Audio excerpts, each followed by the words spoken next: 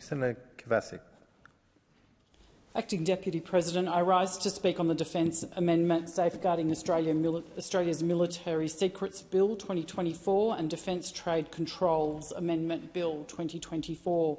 These bills are a significant and important step in ensuring that Australia and the ADF is ready for the next step of the AUKUS security partnership between Australia, the US and the UK.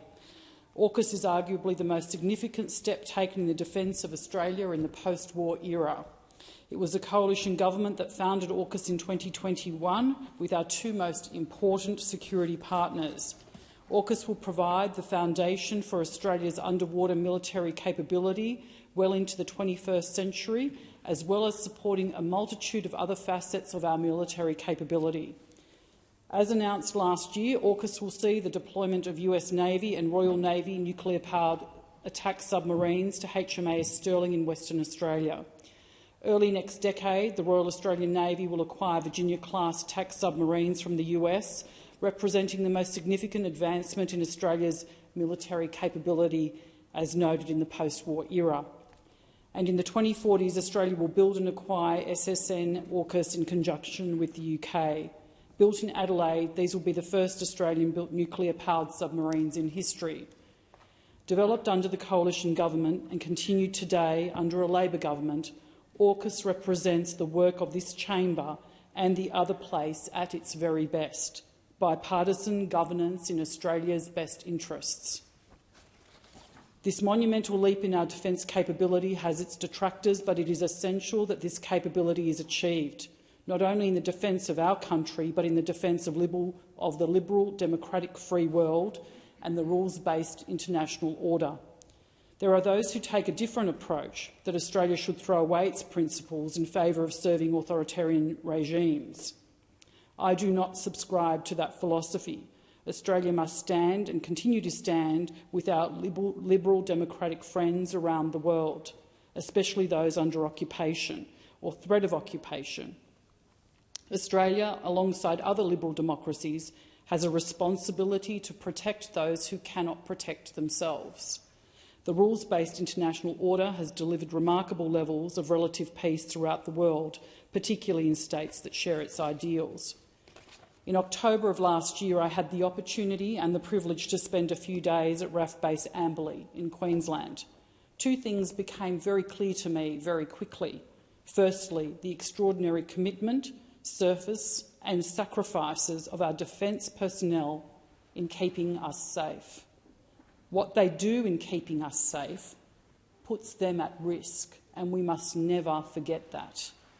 Secondly, that we need greater investment in our defence personnel and in our defence systems. We cannot protect our nations and our freedoms without that investment. The situations playing out globally, including in the Ukraine, are a clear signal of the risks that we could face here in the Indo-Pacific. We face legitimate and serious geopolitical risks, and we must be prepared for the fact that the peace we have enjoyed for decades has only been the product of a strong liberal democratic order, and that it cannot be taken for granted. AUKUS will only enhance our position in this respect. AUKUS will enable us one of the most credible defences available to conventional forces. As the founders of AUKUS, the Coalition will support the implementation of AUKUS through supporting the bills on a bipartisan basis. The SAMS bill has been considered and is supported by the Parliamentary Joint Committee on Intelligence and Security, and an advisory report has been produced, including recommendations. The DTCA bill has been considered, albeit on an expedited basis, by the Senate Standing Committee on Foreign Affairs, Defence and Trade.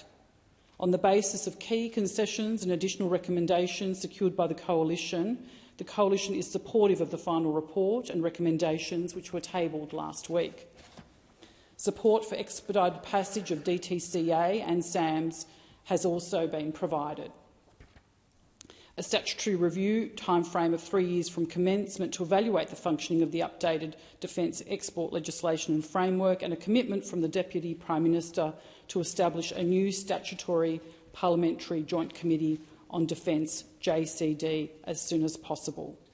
The Coalition has indicated its expectation that this be completed by the winter break, and the DPM's office has on several occasions stated that the draft JCD legislation will be available within weeks.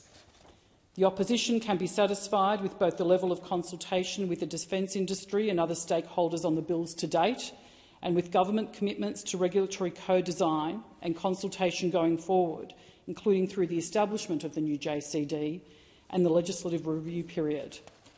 The opposition is informed that the government will propose a range of amendments to the DTCA bill to address academic and defence industry concerns raised during the Senate committee inquiry and otherwise in the course of the consultation on the provisions. Representatives from academic and defence industry working groups are aware of the expedited timeframes for passing the bills and recognise the importance of the Parliament not letting Australia fall behind in implementing AUKUS. Importantly, the government's commitment to establishing the new JCD provides industry and academic stakeholders confidence that there will be a new specialised forum for consulting with Parliament, Government and Defence. JCD will be governed like the Parliamentary Joint Committee on Intelligence and Security, composed of the two major parties of government and bound by the secrecy and other provisions that facilitate improved scrutiny and oversight of defence and the government, including over implementation of the bills going forward. The new Joint Statutory Committee on Defence will bring rigorous parliamentary oversight to Australia's defence agencies and the Australian Defence Force and facilitate confidential discussions and briefings. The government's commitment to granting the opposition's conditions of establishing the JCD and accommodating the opposition's recommendations for DTCA regulatory co-design and consultation should mitigate any concerns among stakeholders about the expedited passage of the bills.